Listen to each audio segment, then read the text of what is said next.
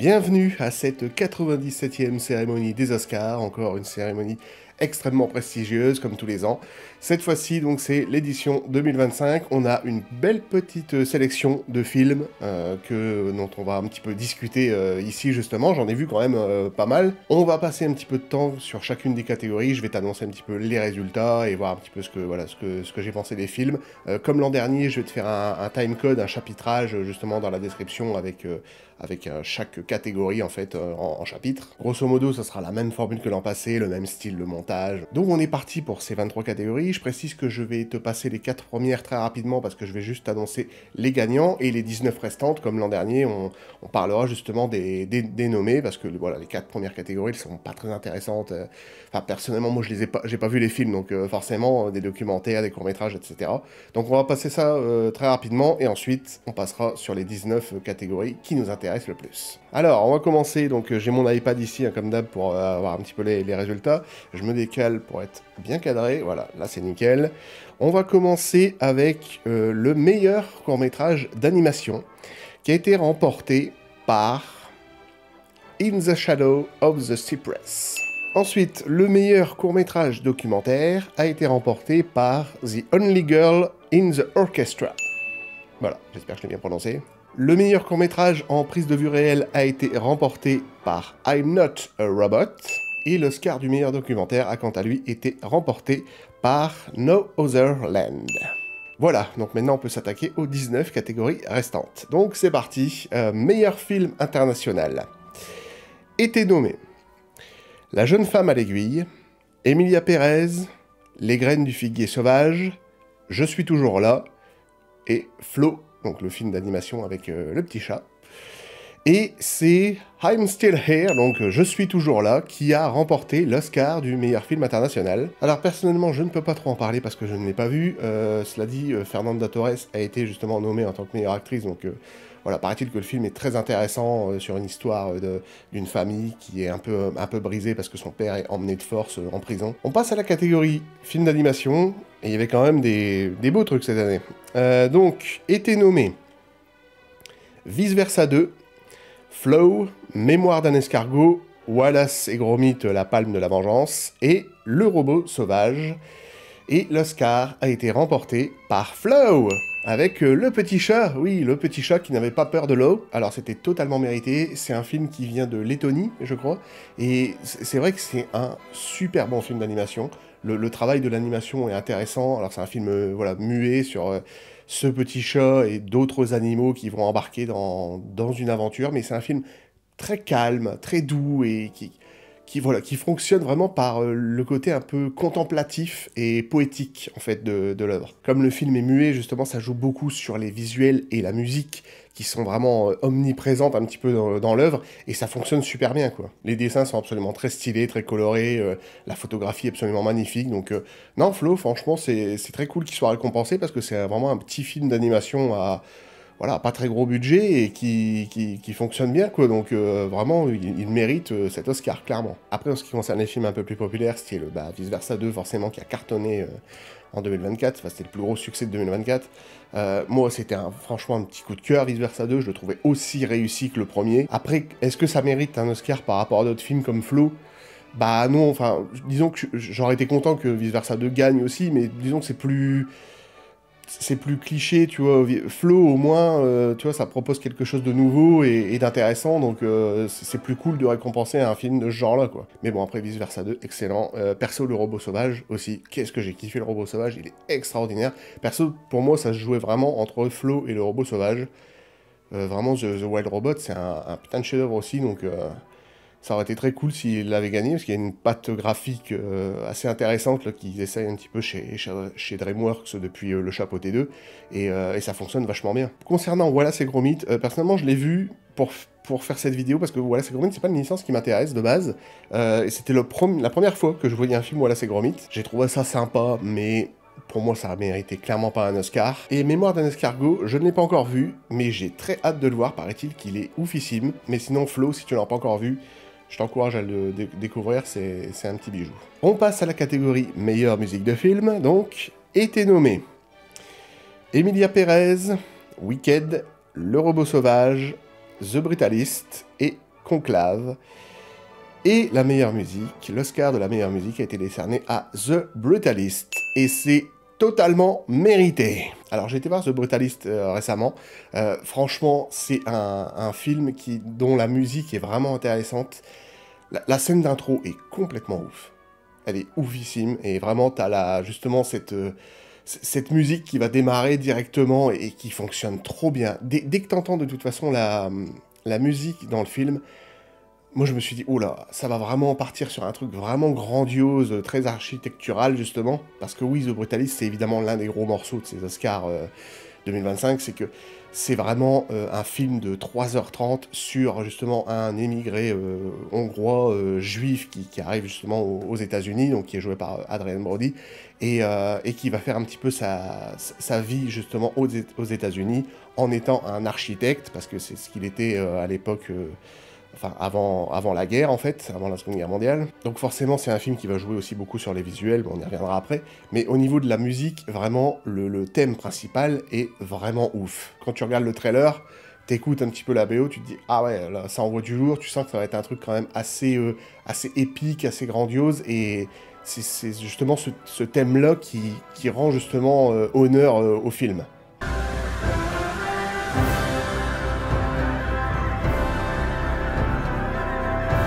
Donc pour moi, c'est clairement un film qui mérite cet Oscar. Après, cela dit, on avait quand même, en musique, on avait des trucs pas mal, parce que Conclave, aussi, il y a cette espèce de violon qui est très particulier, vraiment des sonorités très subtiles dans Conclave, et ça fonctionnait bien avec l'ambiance du film, justement.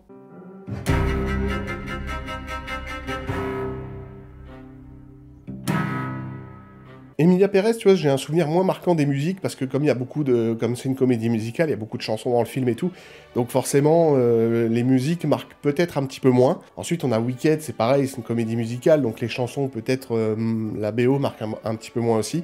Le Robot Sauvage, par contre, j'aurais été très content que le Robot Sauvage gagne quelque chose, et notamment au niveau de la musique, parce que la musique du Robot Sauvage, clairement, elle méritait aussi. Hein. Bon, moi, vraiment, ça jouait entre le Robot Sauvage et The Brutalist. C'était vraiment les deux gros qu'il fallait récompenser, parce que la musique du Robot Sauvage, elle est très très émouvante. Hein. Clairement, hein, c'est vraiment un gros truc qui va t'émouvoir et te donner les larmes aux yeux, quoi, tellement c'est puissant, quoi. La musique du Robot Sauvage est très puissante.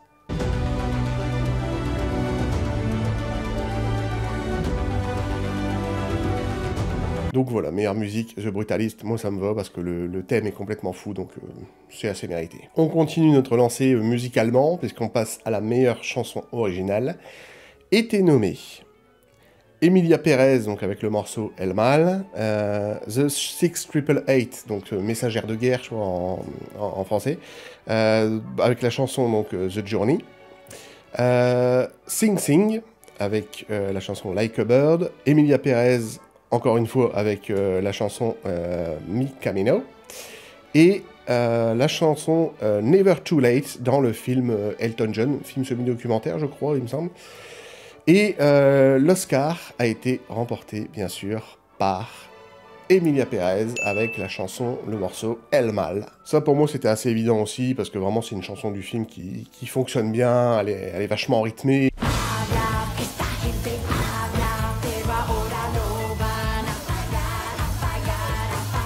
Ah oui, je voulais rajouter un petit truc au passage qui me fait plaisir. Là. Ils ont annulé les interludes musicales, justement, de ces chansons à cette cérémonie des Oscars, malheureusement, mais ils les ont remplacés par d'autres interludes musicaux, et dont il y en a un qui m'a tapé dans l'œil, c'était Margaret Qualley, qui est montée sur scène pour danser sur du James Bond. Ça n'avait aucun rapport avec la cérémonie. Je voulais dire que Margaret Qualley en James Bond Girl, ouais. Je veux voir ça dans un prochain film 007. Hollywood, pensez-y, parce que vraiment, là, il y a moyen de faire quelque chose.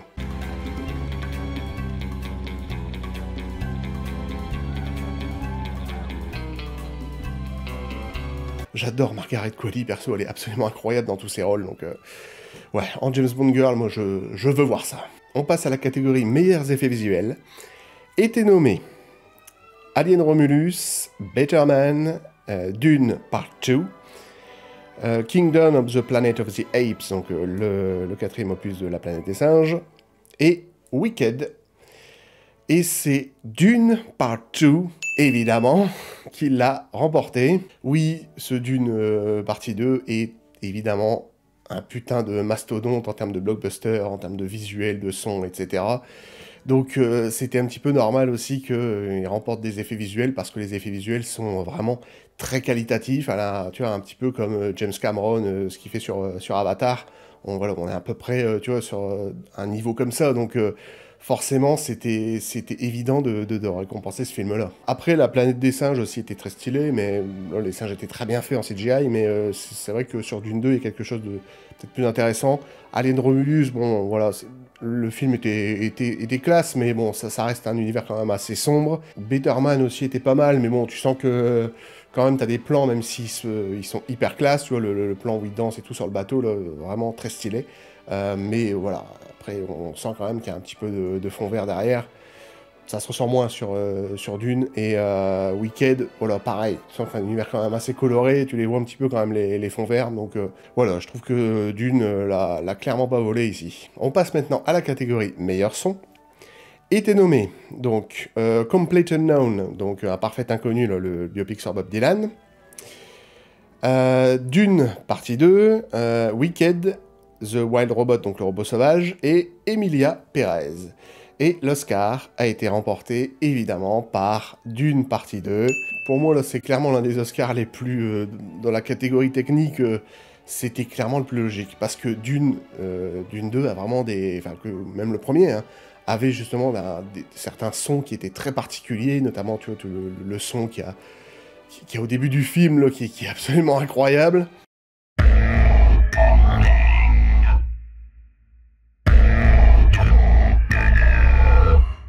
Voilà, t'avais des sons un petit peu très particuliers comme ça qui fonctionnaient très bien. Vraiment, dans tous les films, là, pour moi, c'était clairement Dune qui aurait dû gagner, et il l'a gagné, donc bah, tant mieux. On passe maintenant à la catégorie meilleur montage. Était nommé Anora, Conclave, Emilia Pérez, Wicked et The Brutalist.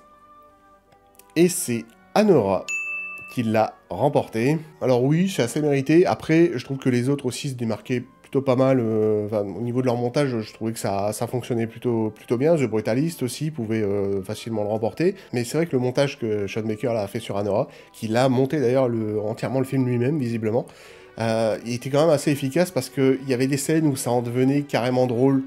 Voilà, toute la scène un peu de kidnapping, entre guillemets, là, de Mickey Madison et tout. Vraiment, il y avait un certain style de montage qui permettait à cette scène d'être drôle. Alors que, voilà, t'es sur un film dramatique, mais voilà, ça rendait un petit peu le truc assez marrant, en fait.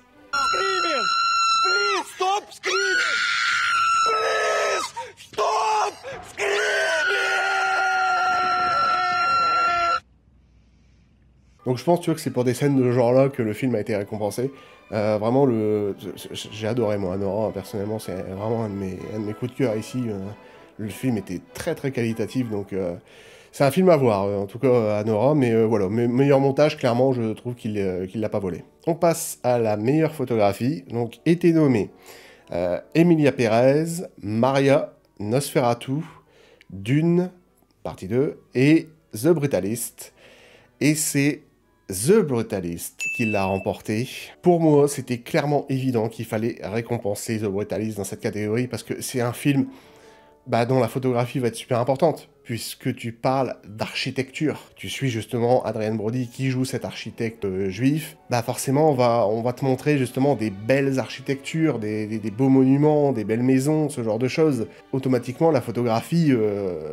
t'es sur du grandiose, quoi, sur quelque chose d'assez épique au niveau du visuel. En plus, le réalisateur, Brady Corbett, ici, te traite un petit peu l'architecture en tant qu'art, véritablement, tu vois, il y a une certaine poésie, tu sais que c'est quelque chose de beau, tu vois, qui va s'en dégager. Il y a toute une scène, justement, dans le film où Guy Pearce et Adrien Brody vont en Italie pour acheter du marbre, et cette scène est très belle, quoi.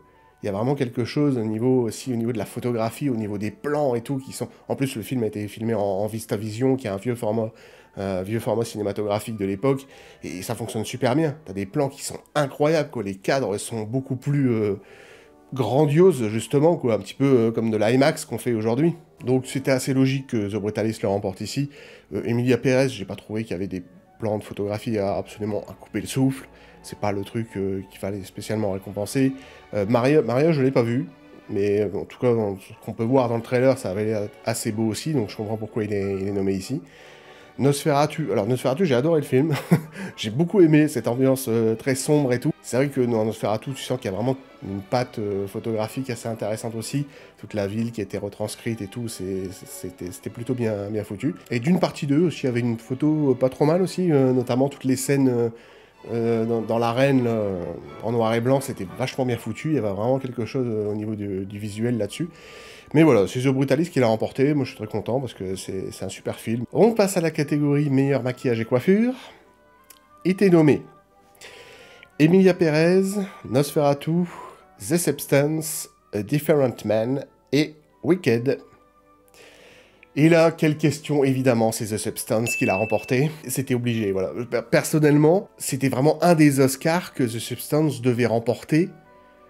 C'était assez évident, parce que les maquillages, les prothèses sont complètement dingues dans The Substance, elles sont incroyables. On en parle de The Substance, hein, parce que ça a été mon film préféré de l'année, en 2024. Vraiment, Coralie Farja, c'est un putain de chef-d'œuvre en puissance, quoi. C'est un film dramatique, horrifique, extrêmement efficace, qui part très loin, qui part même trop loin, et justement, il n'y a pas de frustration quand t'es spectateur et que tu regardes ça, tu te dis, est-ce que je vais être frustré à la fin du film? Mais pas du tout, voilà, il est incroyable, The Substance, voilà, je fais des éloges pour Demi Moore, voilà, Margaret Qualley, enfin... Magnifique.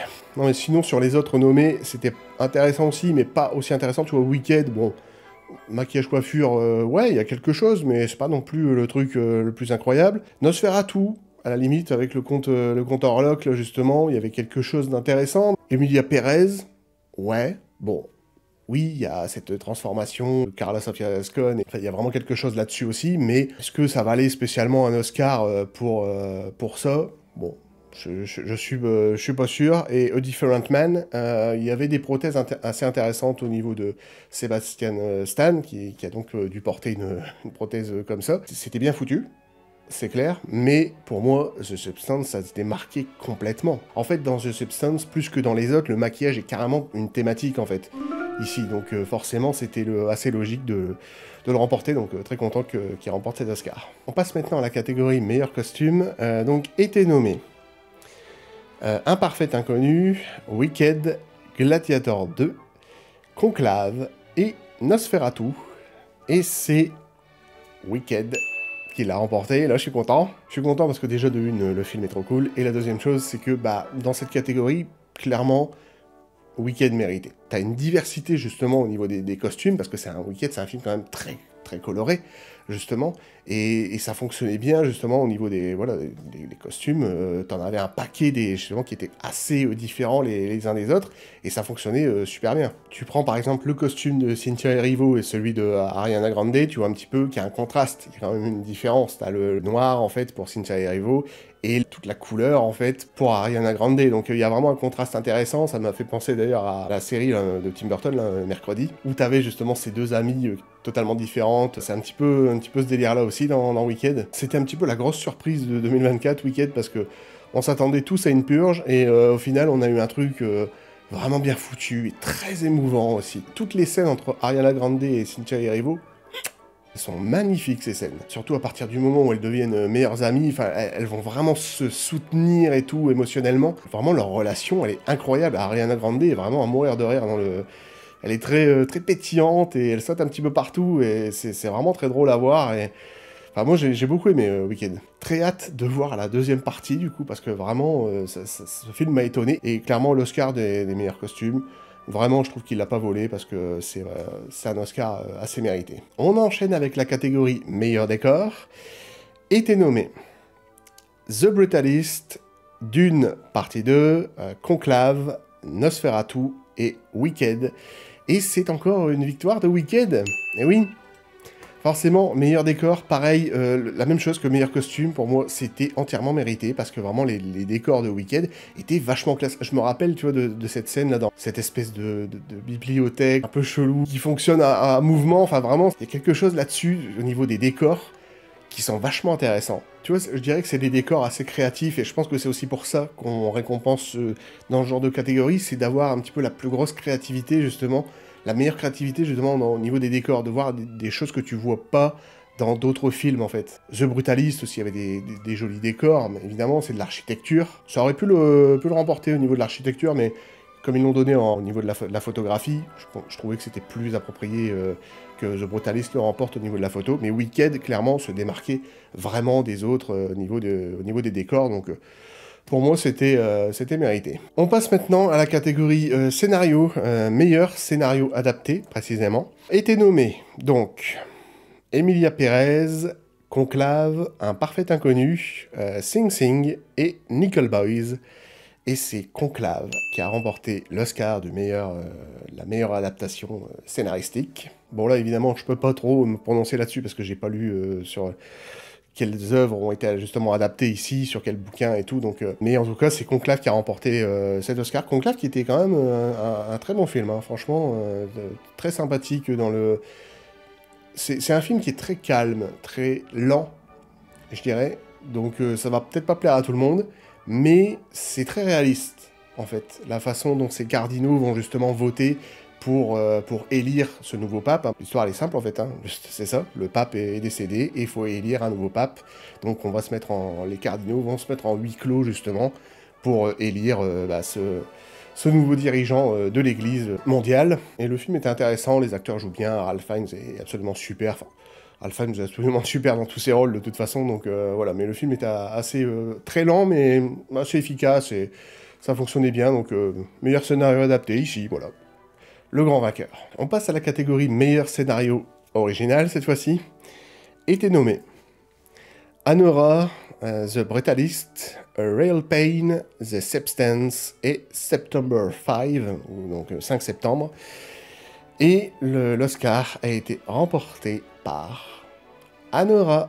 En vrai, pourquoi pas, parce que ce genre de scénario, j'en ai jamais vu, en fait. Un scénario comme ça sur un fils d'un oligarque russe qui donc épouse une stripteaseuse, et que voilà, et tous les parents ne sont évidemment pas d'accord et veulent faire annuler ce mariage. C'était assez intéressant, il y avait vraiment une sorte de road movie, de course-poursuite limite, mais dans un film, dans un registre dramatique, et c'était assez efficace.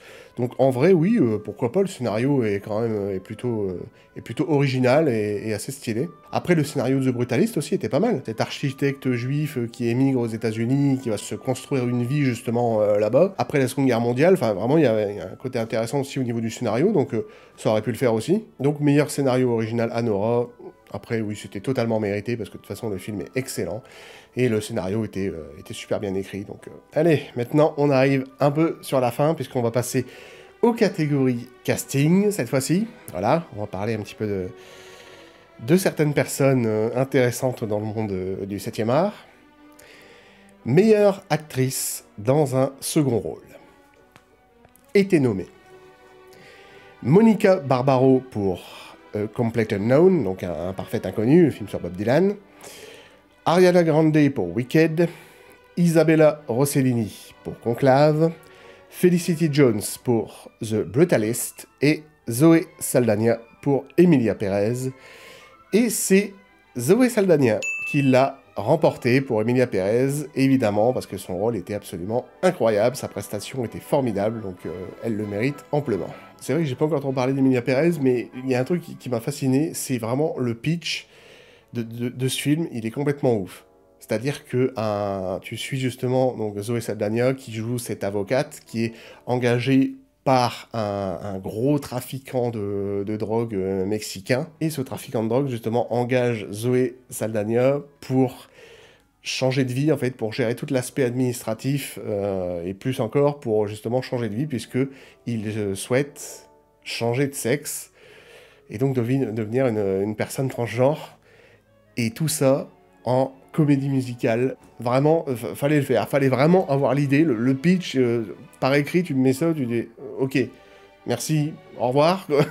Mais vraiment, Jacques Audiard a réussi à faire un film plutôt intéressant. Très particulier comme pitch, mais en tout cas, voilà, ça fonctionnait bien. Et Zoé Saldana, ici, c'est vrai qu'elle joue super bien dans ce film. Elle est vachement intéressante, c'est une super actrice et elle joue vraiment bien son rôle. Donc oui, pour Oscar du meilleur second rôle, clairement, elle l'a pas volé, quoi. Pour moi, ça se jouait vraiment entre elle et Felicity Jones aussi, qui est vachement intéressante dans The Brutalist, qui est vraiment assez touchante aussi.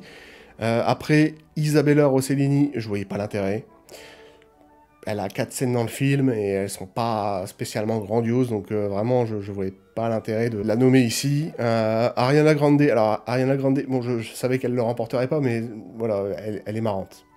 Elle est très drôle. C'est pas une prestation spécialement Oscar, je suis d'accord, mais elle est drôle, voilà. I know. Let's tell each other something we've never told anyone before. Okay, fine, I'll go first.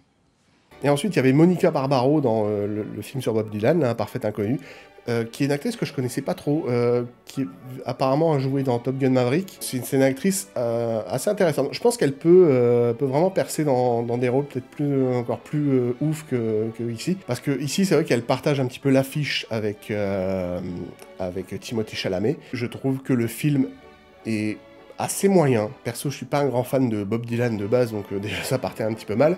Mais cela dit, je trouve que la prestation de Monica Barbaro méritait pas spécialement un Oscar non plus, mais il y a quelque chose que j'ai bien aimé, qui se dégage en fait, notamment dans les scènes de duo, les scènes de chant de duo avec Timothée Chalamet.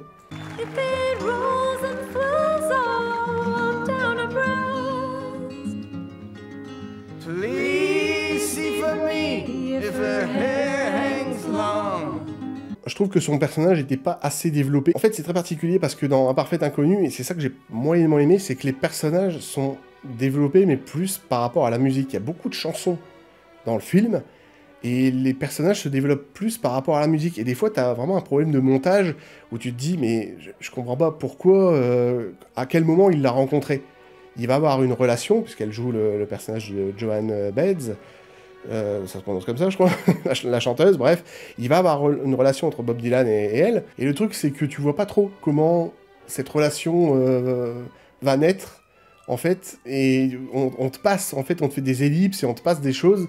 Et il y a beaucoup de choses qui ne sont pas dites, mais qui sont justement dites plus par la musique. Mais bon, donc, tout ça pour dire que Zoé Saldana, pour Emilia Pérez, c'était, en tant que meilleure actrice dans un second rôle, c'était logique de lui donner. Elle le mérite, c'est une super actrice. Ensuite, on passe à la catégorie meilleur acteur dans un second rôle. Était nommé Yula Borisov pour Anne Aurore, Kieran Culkin pour A Real Pain, Edward Norton pour Un parfait inconnu, Jeremy Strong pour The Apprentice et Guy Pearce pour The Brutalist. Et c'est Kieran Culkin qui le remporte pour A Real Pain. Alors concernant A Real Pain, je trouve que c'était un très bon film, une très bonne réalisation de Jesse Eisenberg qui donc partage l'acting, ici partage l'affiche, comme on dit, avec Kieran Culkin. Et c'est vrai que... Alors Jesse Eisenberg, évidemment, était pas nommé, mais pour moi, Kieran Culkin, c'est vraiment l'acteur qui se démarquait le plus dans ce film. Et il joue cette espèce de dépressif, vraiment... Tu le sens qu'il est limite un peu bipolaire et tout par moments, c'est très particulier. Il a des discours vraiment qui sont aussi joviales que ultra sombres. Et ouais, franchement, il jouait super bien, quoi. C'est un super bon acteur, Kieran Culkin, perso. Je l'adore dans Scott Pilgrim, par exemple. Gros fan, il me fait toujours mourir de rire dans le rôle de Wallace, mais bref. C'était vraiment le favori. En plus, ça se jouait, cela dit, avec Jeremy Strong dans The Apprentice, qui est vraiment pas mal. Qui est donc son pote de Succession aussi, décidément deux acteurs de Succession qui étaient nommés aux Oscars. Et donc Jeremy Strong qui joue donc aux côtés de Sebastian Stan en Donald Trump. Franchement, il était plutôt bon aussi, assez touchant. Et je pense que ça se jouait vraiment entre ces deux-là. Yula Borisov aussi, c'est vrai qu'on le cite pas trop, mais il n'a pas beaucoup de dialogue dans Anora. C'est un personnage que je trouve super intéressant. Je comprends pourquoi il était nommé ici, parce qu'il parle peu, mais c'est, je dirais, le personnage avec justement Anora le plus attachant. Clairement. Et c'est vraiment sur ce personnage-là qu'elle aurait dû être dès le départ, quoi. Parce que c'est vraiment un personnage qui a fait juste une connerie, mais qui en fait est adorable, tout simplement, et très empathique. Tu le vois notamment son jeu de regard, comment il regarde justement Mickey Madison, Anora, donc Annie, voilà, comment il la regarde justement durant tout le film, tu sens que voilà, il se sent coupable et tout. Et une certaine culpabilité dans ses yeux, et voilà, j'aime beaucoup sa prestation. Et Edward Norton, qui était nommé ici pour un parfait inconnu. Pourquoi? Pourquoi son rôle méritait pas une nomination? Il y a quasiment rien dans... Edward Norton, c'est un super acteur, mais il faut pas le nommer pour ce rôle-là, quoi. Il était pas ouf, quoi. Donc vraiment, s'il l'aurait remporté, j'aurais vraiment pas compris. Il y avait rien en termes d'acting spécialement incroyable. Donc voilà. Mais donc c'est Kieran Culkin qui l'a remporté. Et, très content pour lui. Voilà, c'est un super acteur. Donc on passe à la catégorie suivante, meilleure actrice. Et là, ça va être intéressant. A été nommée Cynthia Erivo pour Wicked, Mickey Madison pour Anora, Demi Moore pour The Substance, Carla Sofia Gascon pour Emilia Perez et Fernanda Torres pour I'm Still Here, donc je suis toujours là. Et c'est Mickey Madison qui l'a remporté pour Anora. Et Demi Moore! Et Demi Moore, putain!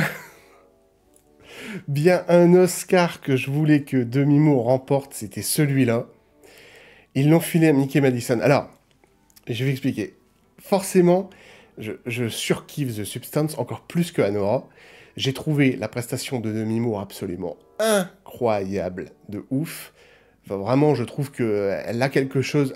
Quand tu analyses un petit peu l'actrice dans ce film, je trouve elle a un côté... elle a un côté triste et un côté drôle aussi, par moments. Tu me diras, Mickey Madison aussi, hein. C'est à peu près pareil. Et c'est quand même pour ça que je suis assez content que Mickey Madison ait un Oscar. À son âge, en plus, je crois qu'elle a que 25 ans, je crois. Enfin, c'est assez ouf. Mickey Madison fait partie des actrices oscarisées les plus jeunes, là, donc c'est assez impressionnant. Donc c'est vrai que dans le jeu de Mickey Madison, elle est formidable. Elle mérite vraiment son Oscar parce que elle est incroyable dans le rôle. Vraiment, elle passe des fois du rire aux larmes. Et enfin, la scène de fin de Anora, moi, m'a détruit. Vraiment, elle est magnifique, la scène de fin. Vraiment, elle mérite son Oscar. Mais j'avoue que j'étais un petit peu deg que Demi Moore ne l'est pas. Parce que, bon, déjà, Demi Moore a 62 ans, je crois. Donc, déjà, bon, elle n'est pas encore sur la fin. Hein. Je pense qu'elle va encore enchaîner pas mal de rôles dans sa carrière. Mais c'est vrai que je suis un peu deg parce que je l'ai trouvée formidable dans The Substance. Elle avait très peu de dialogue, mais elle se démarquait vraiment. Elle avait à la fois une profonde tristesse parce qu'elle joue un personnage qui se déteste de ouf, tel point de... Enfin, on se souvient tous de cette scène dans le miroir où limite, voilà, elle se tape dessus tellement elle se déteste en fait, elle déteste son physique et elle est très douée justement dans ce registre assez dramatiquement fort.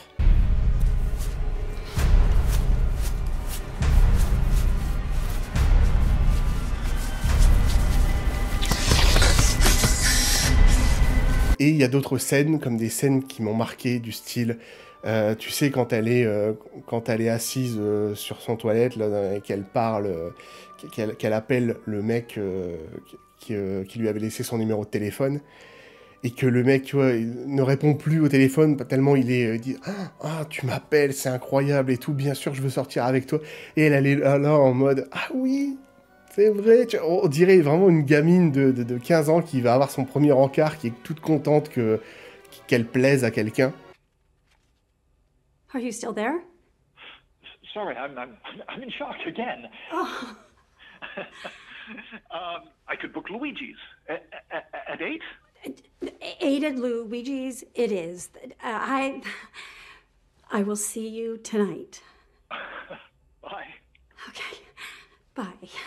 Après, elle a déjà remporté un Golden Globes pour son rôle, donc elle a été récompensée. Elle avait même dit d'ailleurs que que c'était la première fois qu'elle remportait des prix, qu'elle était vraiment contente et qu'elle était heureuse justement parce que il y a très longtemps de ça, on lui avait dit un producteur lui avait dit que c'était une actrice un peu popcorn et qu'elle allait que jouer dans des films popcorn, quoi, tout simplement, des films qui méritaient pas spécialement de prix. Et finalement, bah voilà, elle a rencontré Coralie Farja et puis ils ont fait The Substance ensemble et ça a donné un petit chef-d'œuvre qui a été nommé dans beaucoup de festivals et de cérémonies. Donc vraiment, je trouve la prestation de Demi Moore vraiment intéressante parce qu'elle passe sur des paliers émotionnels, d'états émotionnels très différents en fait à chaque fois. C'est-à-dire qu'à un moment, elle est une gamine de 15 ans, à un autre moment, tu sens qu'elle est triste, et à un autre moment, elle va devenir complètement folle. Enfin, tu vois, elle est vraiment un peu tarée dans sa tête, et je trouvais que ça fonctionnait super bien. Stop it. You're taking it from me. That's your little secret. Stop it! Stop it!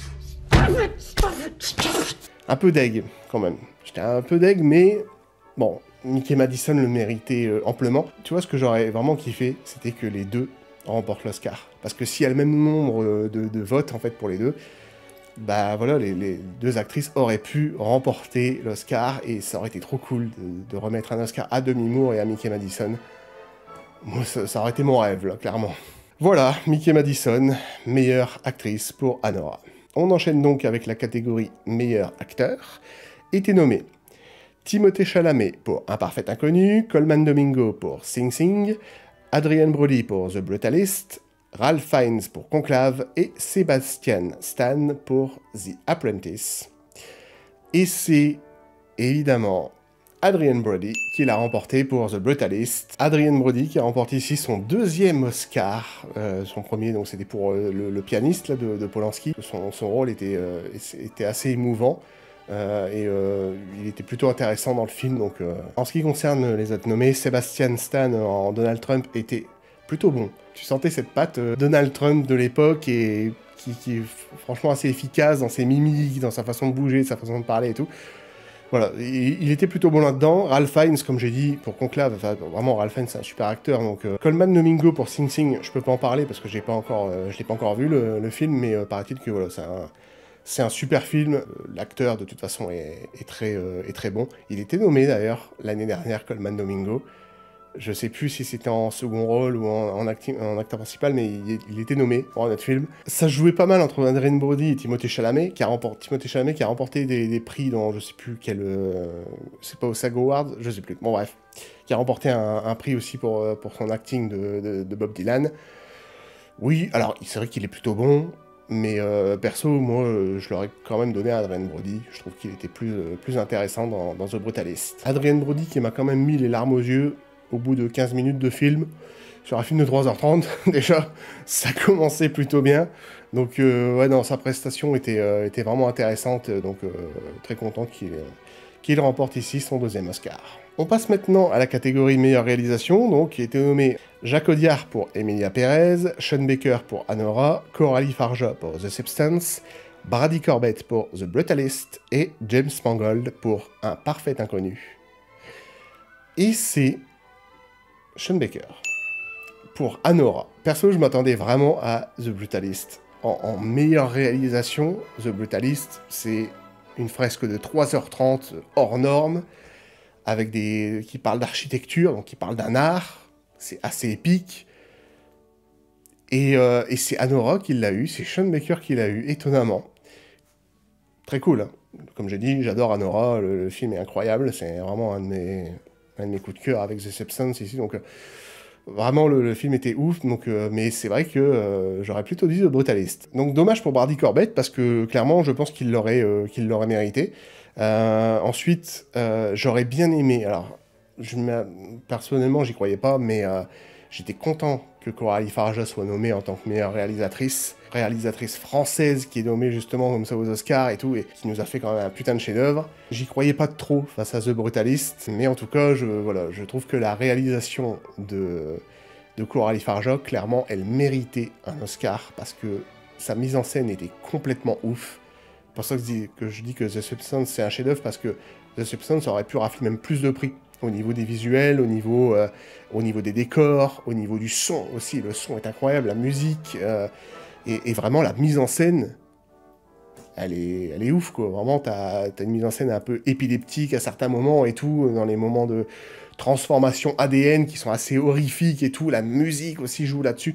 Enfin, vraiment, la mise en scène de Coralie Fargeau, c'était magnifique, quoi. Mais finalement, étonnamment, Anora... Après, c'est vrai que c'est mérité, parce que Anora, c'est un super bon film, The Brutalist aussi, je pense qu'il l'aurait mérité.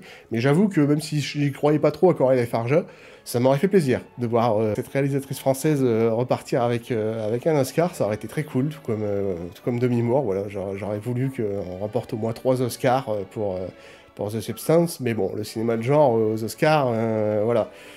Pour l'Académie, c'est assez particulier. Après, il y a Jacques Audiard aussi, qui aurait pu le remporter avec Emilia Pérez. Après, bon, Emilia Pérez, perso, c'est pas le film qui m'a le plus transporté, mais c'est vrai que j'ai trouvé le film assez intéressant au niveau de la réalisation. Donc voilà, c'est Sean Baker qui est reparti avec sa 4e statuette pour son film ici. Et ça y est, on arrive à la fin de ces Oscars. La dernière catégorie, l'ultime catégorie, la catégorie la plus prestigieuse de toutes, le meilleur film. Était nommé The Brutalist, Imparfait Inconnu, Conclave, Anora, Dune, partie 2, The Substance, Wicked, Emilia Pérez, Je suis toujours là, et Nickel Boys. Et l'Oscar a été remporté par Anora. Incroyable, le Festival de Cannes et les Oscars se sont mis d'accord pour donner la plus haute récompense, puisque oui, Anora avait remporté la Palme d'Or au Festival de Cannes, et du coup, bah, il remporte aussi, il a séduit visiblement le jury des Oscars.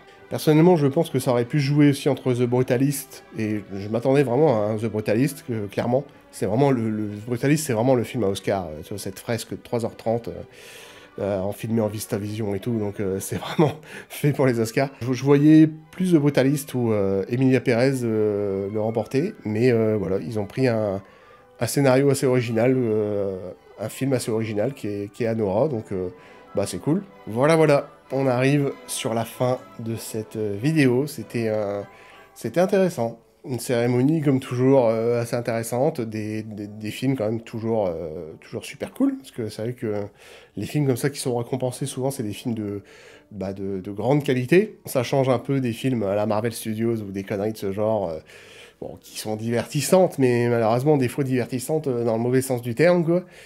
Donc ici, au moins, tu sais que, voilà, dans les films nommés aux Oscars, bon... Tu sais que tu vas avoir des films quand même d'une grande qualité, justement, au niveau de la réalisation, de l'acting, des musiques, de la photographie, ce genre de choses. Donc, c'est toujours cool. Moi, j'aime beaucoup voir un maximum de ces films-là, même si des fois, ils m'intéressent pas tous spécialement, mais je me force quand même un petit peu à les regarder parce que je trouve, justement, ça aide, justement, à aiguiser un petit peu ton esprit. Tu vois, ton œil, justement, sur les différents types de catégories. Comme j'ai dit, musique, photographie, son, etc. Donc c'est toujours intéressant pour aiguiser un petit peu son esprit artistique. En tout cas, c'était encore une belle cérémonie. Moi, personnellement, j'aime bien les Oscars. Et puis, bah, je referai encore ce genre de vidéos l'année prochaine. Voilà, donc je vais te laisser vaquer à d'autres occupations. N'hésite pas à liker cette vidéo, hein, pour le soutien, c'est important. Tu peux aussi la partager. N'hésite pas à me dire aussi en commentaire ce que tu en as pensé, à me parler des films que tu as aimés et tout. Donc ça m'intéresse, je te répondrai avec plaisir. Et puis on se retrouve pour de prochaines vidéos. Et l'année prochaine pour d'autres Oscars. Allez, ciao.